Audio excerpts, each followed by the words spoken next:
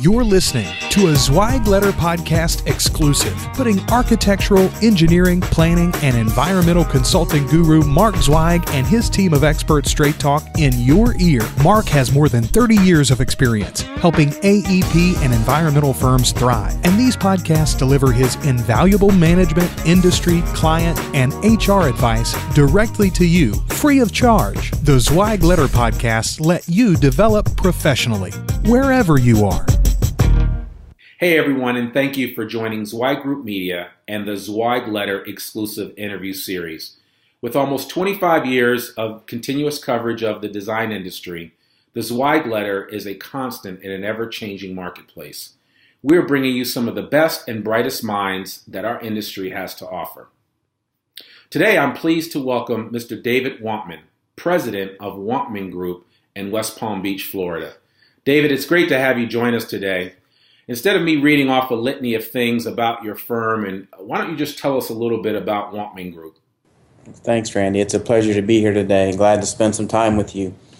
Wantman Group, formerly known today as WGI, that's how we do business. We've transitioned from the small family brand to WGI, as I think a lot of our successful predecessors have in this profession. Is nearly 350 professionals doing business primarily in the southeastern United States. The majority of that taking place in the state of Florida. We have about 9 offices today, headquartered in Palm Beach County, where we've been headquartered since 1972, doing work in a wide range of services, transportation, water, sewer, planning, landscape architecture, survey, utility locating. And so we really pride ourselves in being able to provide a full suite of services to just about any client that's in the infrastructure business. Wow. That's a lot. I mean, it sounds like you guys have your hands in everything. Now, you guys originally, and I know that when your dad first started the company back in 1972, you were primarily doing like civil site development, and then you moved into the survey space, and then you slowly started adding these different services over time. Yeah, exactly. So the normal evolution for a lot of firms in this space is to start off serving private clients, because that tends to be the easiest type of client for a firm to work for. And so over the period of time, the firms then tend to digress or diverge into more public work. And so just like other firms, a firm started off doing private land development work in southern or southeastern Palm Beach County at a time when the population was very low, certainly well under 1 million people, just a few 100,000. Today it's significantly larger than that. And so when you look at the South Florida population base, it's gone up by a factor of 10. But over the course of time, the way the rules changed and the way the population grew, the firm was challenged with the ability to not only do land development work, but also to do infrastructure work, water and sewer plants to support it, off-site improvements in the terms of roadway improvements. And then I think it was a relatively small leap from doing that work for private developers to then moving on to the Departments of Transportation, expressway authorities, cities and counties throughout the state. And so today the firm derives, I would say, somewhere in the neighborhood of 75% of its revenue from public-based clients, and the remaining portion is on the private side. Okay. So, I mean, your arc in history with the firm starts when you were, and I'm just kind of picturing this in my head, starts when you were about 13 years old, coming in and doing some work with the survey group. What's it like working in a very successful family business? Well, it's been interesting and challenging. As a child, I did start work at the age of 13, and it wasn't voluntary. It was something that I didn't have an option on. The message I got from early on was, you're going to do 2 things. You're going to go to college, and you're going to get a job. And I guess the message was, you're going to get off my payroll, coming from my parents. But the choice I had in school growing up was get involved in after-hour activities or come to the office. And so to the extent I wasn't doing something after hours at school, mostly sports related, I didn't have a choice, and so I showed up at the office. And in summers, I had a full-time job, and during the other parts of the year, I had a part-time job. And yeah, it was everything. It was working on a survey crew. At the time, it was running blueprints. I still have a Leroy set. I learned how to work on ink and Mylar, and started work on a drafting table with a blow dryer to dry the ink. And I don't know that I don't know that I disliked it, but I didn't like it enough going through college to want to be an engineer. And so I swore all along it's not exciting enough for me. That's not how I see myself, developing, and it's not the career path that I see. And so interestingly enough, I thought, well, I'm going to get out and do something that's a little bit different, maybe on the finance or real estate side. And then as I got into college and had to declare a major, lo and behold, I found myself saying, well, I don't know what college I want to go to. I guess I'll just go to engineering school and see what happens. And so I did, and I graduated with a Bachelor of Science in Civil Engineering almost 30 years ago now. And the minute I got it, I knew it was a mistake. And I thought, oh no, what am I going to do now? And for the first 6 months, I didn't do much. And then finally, my dad caught on to it and called me one day and said, what are you doing this weekend? It's kind of a funny story. And I said, I don't know what. I was still living in a college town. He said, well, I know what you're doing. Start packing. I'm coming up to get you. You're coming home to go to work. And so 6 months later, I found myself working for my father again. And then he had gone through a merger and acquisition and was in the process of selling his ownership. And so a few months after I started with him, I got taken to lunch one day, and the message was, hey, I think I'm going to sell everything, and you may want to go find another place to work. This was 27 years ago. And so at the time, I answered an ad in the newspapers because that's how we found jobs in those days. You answered a classified, and I found myself a week later headed over to the west coast of Florida for an interview. And a week after that, I found myself packing up everything I owned in one car, not even a trailer, and moving to Tampa, Florida. And I stayed there for the next 10 years. What happened next is, within a year, my father started over again. And a year after that, he kept asking me to come back. And I was a little, I guess, tainted at that point because I tell everybody I felt like my gravy train had pulled out of the station and Right. I had to go work somewhere else. But I worked at a place that was good to me, a place that I appreciate everything that I learned, and probably one of the most educational experiences I ever could have received was working for somebody else for 10 years. And I think I did a real good job when I worked for that firm. They're still successful today, but I took a tremendous amount of knowledge from them. And when I did finally come back to rejoin my father a decade later, we had 3 people. And, here today, 17 years later, we do $60 million a year in revenue, and we have, nearly 350 people. And so it's been a tremendous push to do everything right.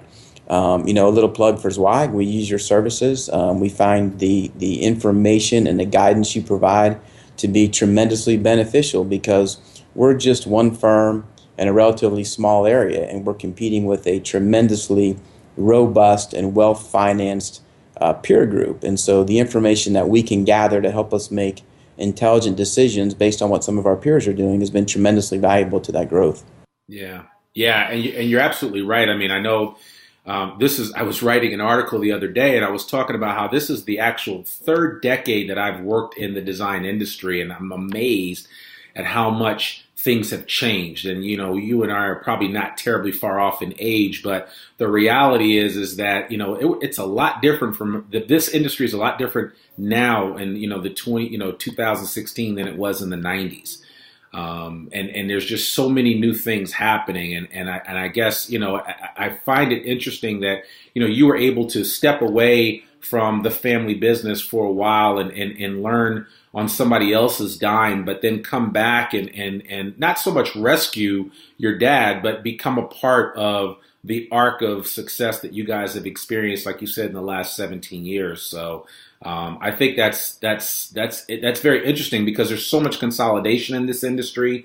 You don't see a lot of legacy ownership in the design industry anymore like you used to see. And as you said, with some of the services that we offer with mergers and acquisitions and ownership transition, we're just not seeing, owners or old line engineering and architectural firms handing their firm off to their son or daughter to take over. It just doesn't happen as much anymore. The business has gotten really large, not just our business, but the profession in general. And so it's not so much that it's a mom and pop profession anymore. While that is the bulk of the firms by number, they certainly don't dominate when it comes from a revenue standpoint. A very small percentage of the firm do a majority of the revenue generation in this space. And so it's an interesting business to be in because when you're small and you're in that family environment, it's actually a relatively fragile environment. you go from one day being profitable to one day being non-profitable. And I know you look at a lot of different firms and you see just how close to one side of the line those firms are, to the other. And it can easily be one person, one key project that throws them from tremendous profitability to negative cash flow. And it's a very interesting dynamic. And so the small firms probably don't excite too many kids to go into because it's a very fragile environment. And the large firms are just too large for a family member to step in unless they're tremendously good at what they do or have had years of training and guidance to step into a leadership role. There's just so few people that are qualified to run firms like this. Yeah. No, it's definitely true. So I'm just curious. I mean, when do you feel like? I mean, once you came back to Wantman Group or WGI now, when do you feel like you got your sea legs about you and you felt like you kind of understood what needed to be done? It's interesting. I knew what needed to be done before I got here. Intuitively, I was very fortunate. Like you said, I grew up in the business, and so the kitchen table, dinner table conversations revolved around, my dad's business. And so I kind of had an idea, and I've been very fortunate that I understand business and finance better than most, I believe. And so when I got here, I knew intuitively what had to happen. What I tremendously underestimated was exactly how hard it was going to be. And I'm not saying it wasn't worth it. I don't know if I'd do it again, though. And so, early on, when you're, and I think to be successful at this, you have to be a little bit ignorant, because if you know exactly how much it's going to hurt, you may not consciously pull the trigger on what you're about to do. And that's true with a lot of people that do a startup sort of thing. And so this wasn't quite a startup. I got a jump start on it. But in order to take it to where it is today, I didn't envision how hard it was going to be. I mean, people say they work 50-hour weeks, 60-hour weeks. Well, I was working 60-hour weeks and then having to do all the things that it takes to grow a firm. It was 60 hours a week of delivering to a client. And then it was payroll and HR and marketing and branding and growth and personnel issues. And, when you're 3 people, it's hard, but it's manageable. When you're 10 or 15 people, it's really, really hard, because all the interesting dynamics of a multi-person office come into play. But there's only 1 or 2 people that are having to deal with every single thing. And so, from 0 to 15 was tough. When you start to get to 50 or 60 people, still a little bit of risk, but you start to realize that you need some help. And so you start to hire people maybe in an overhead function or half technical, half overhead. And it makes it a little bit easier. Between 100 and 200 or 300, a little bit easier, but different challenges. And I think once you surpass the 300 level mark, you start to understand just how important support staff is.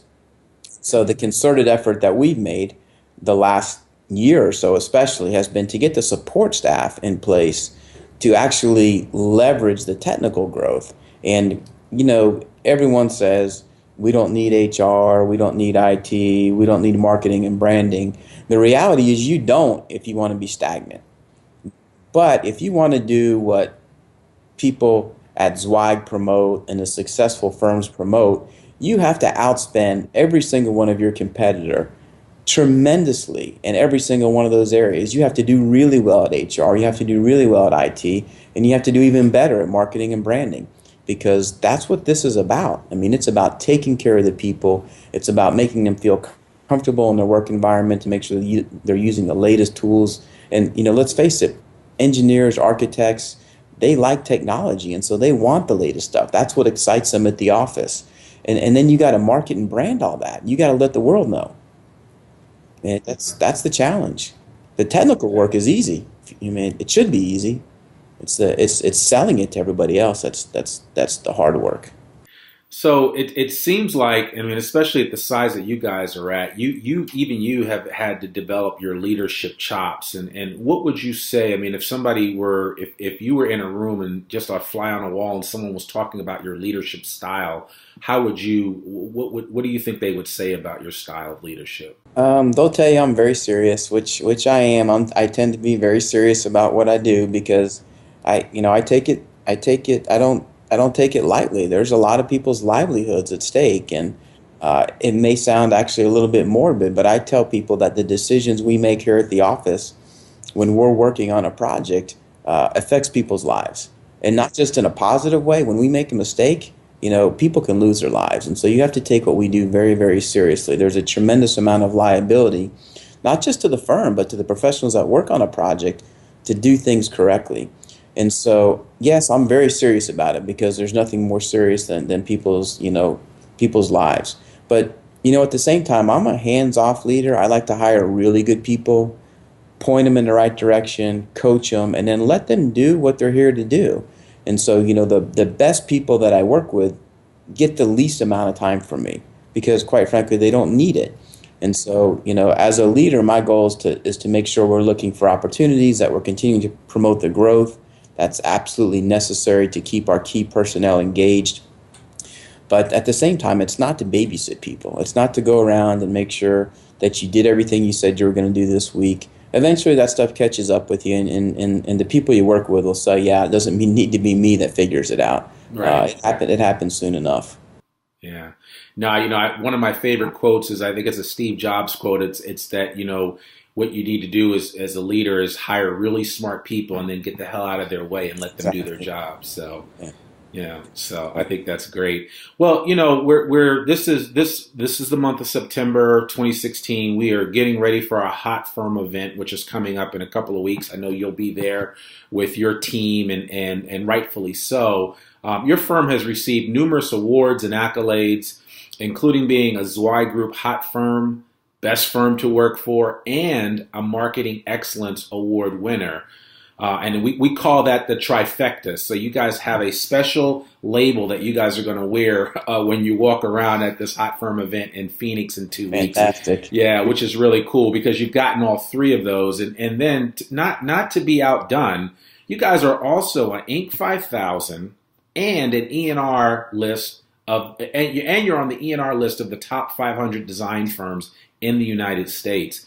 I mean, what do these awards mean to you personally, and how have they impacted WGI when it comes to both getting new business and attracting great talent? Because to me, at the end of the day, you can leverage that type of success in both of those areas.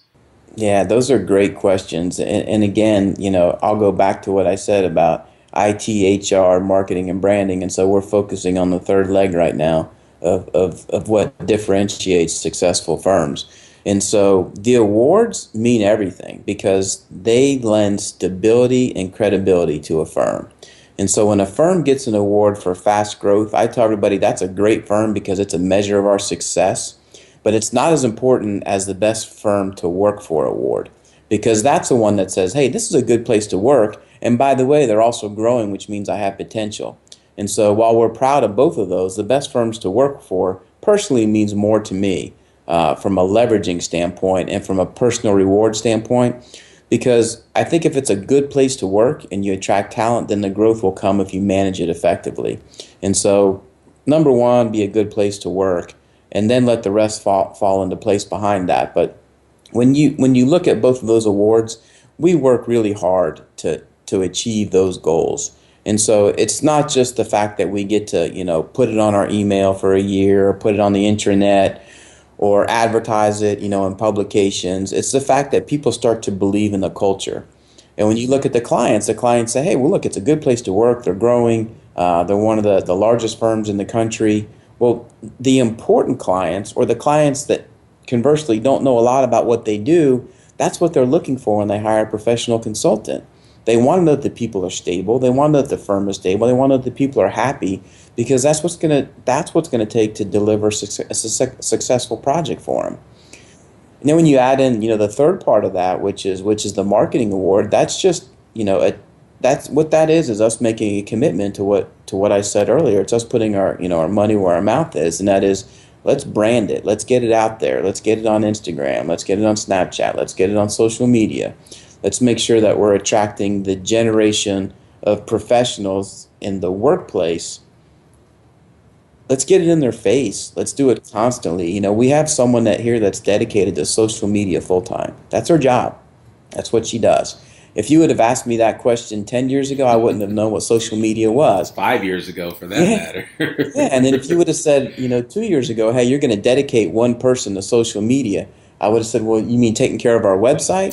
And, today I realized just how important it is. It's just as important as having your name on the side of a vehicle or on a billboard or in a news article or, a podcast like we're doing today. I mean, it's a tremendous benefit, and it lends credibility, and that's what sells work and attracts good people. Yeah. It's kind of we call it when we do the marketing thing, we kind of talk about that whole be everywhere mentality. And in addition to the great engineering work that you guys are doing, you almost have to be everywhere with your brand, which is important. And adding to what you just mentioned about, that full-time social media person that you have. And I know that some of your peers, and especially in the Florida market, are not that forward thinking. Some are, but some are not. So, and I know that in this industry, in the design industry, it's one of the industries that they're slow to incorporate new ideas when it comes to operating and running a business. Because invariably you hear the same refrain. That's not how we've always done it. And so it's interesting. But I just recently wrote an article about the gig economy and about the sharing marketplace.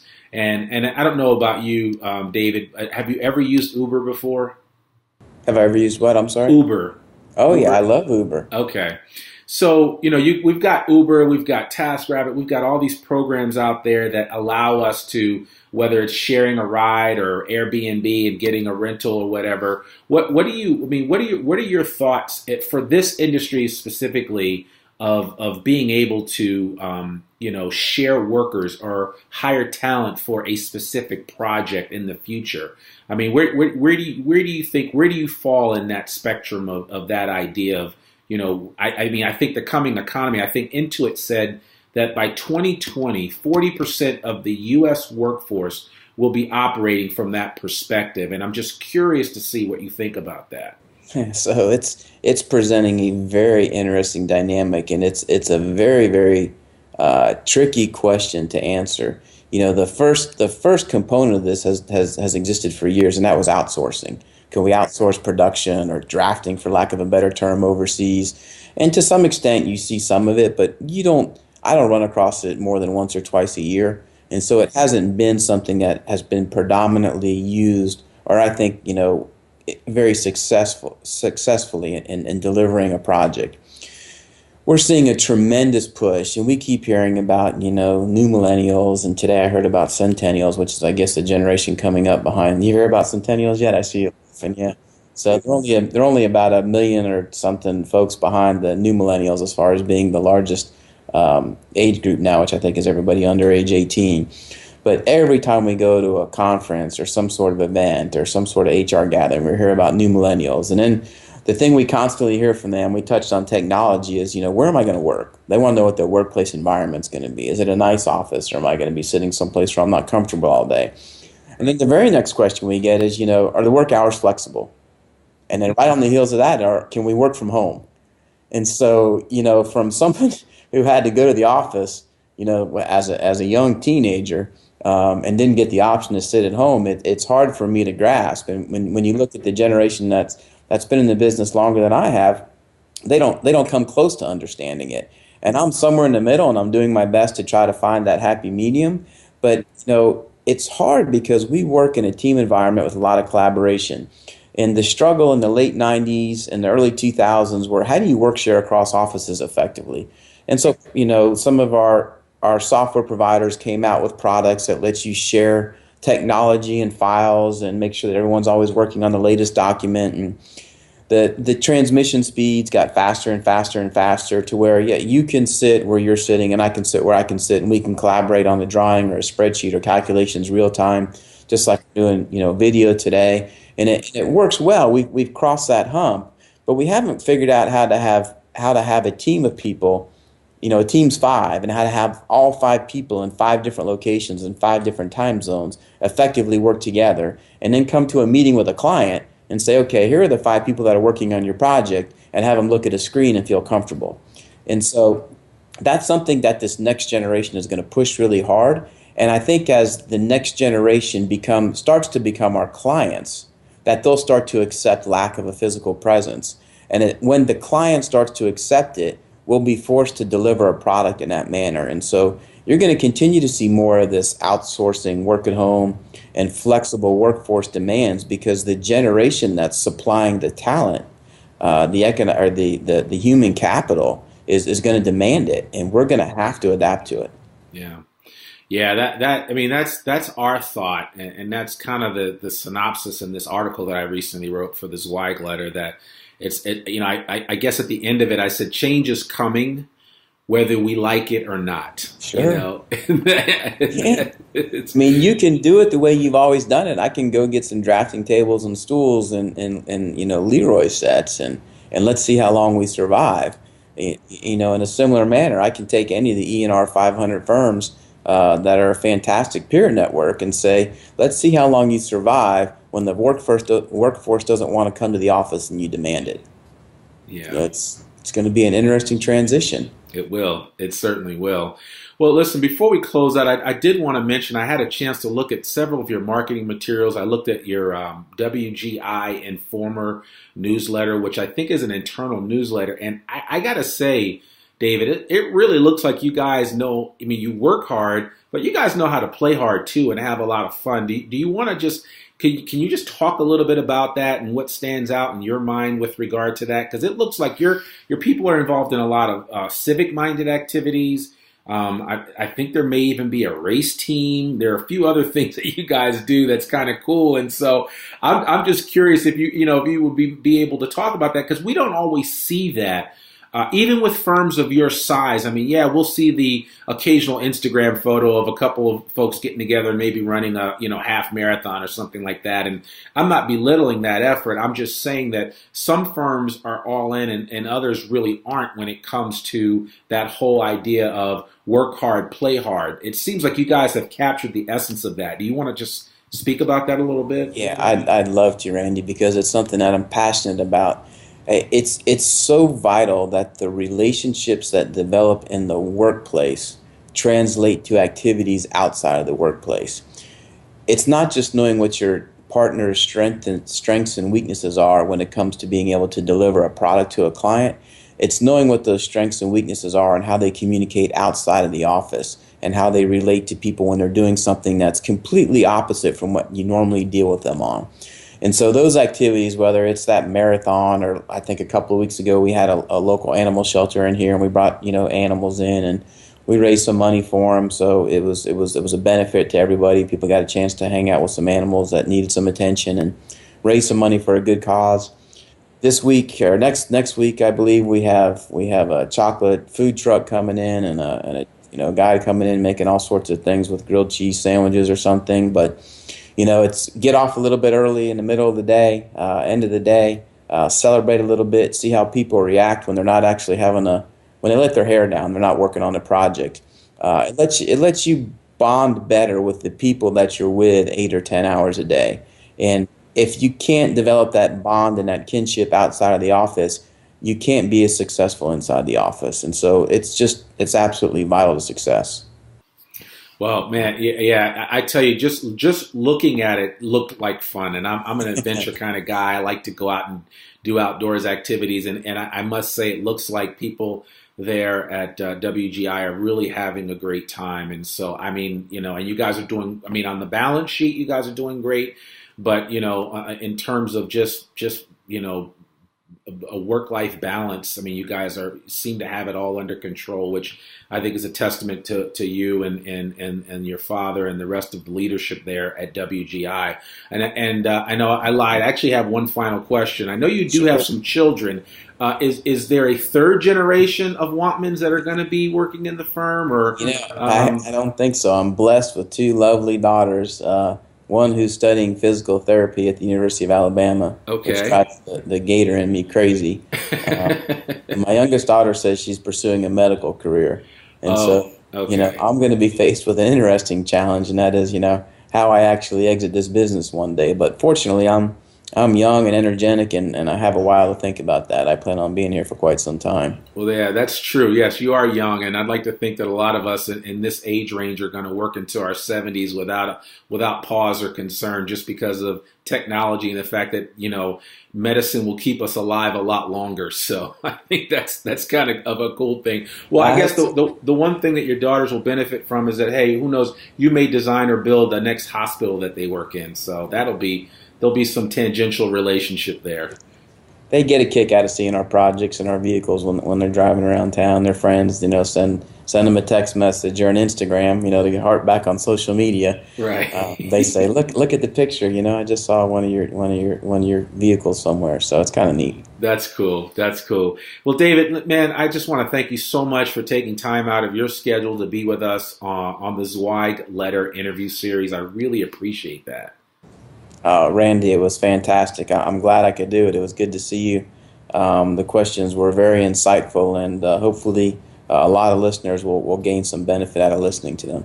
Oh, I'm sure they will. As a reminder, all Zweig Group Media programs like this one are available in both podcast and video format for free for download on iTunes, Stitcher, SoundCloud, and YouTube, just to name a few places. We'd like to thank you for watching this in video or listening to the podcast by offering you a free copy of the Zweig Letter. Just visit info.zweiggroup.com/free TZL. A link to all of this information, including David's contact information, will be in our show notes. And we would love it if you would share this link with a friend. I'm Randy Wilburn, and you've been listening to Zweig Group Media, part of Zweig Group. Remember, we exist to make you more successful. Bye for now. Thanks for tuning in to this Zweig Letter Podcast exclusive. We hope that you can apply Mark's no-holds-barred advice to your daily professional life. For a free transcript of this or any episode of our podcast, please visit info.zweiggroup.com/podcast. If you want more wisdom and inspiration, in addition to information about finance, HR, and marketing your firm, subscribe to the print or digital version of the Zweig Letter online at zweiggroup.com/publications.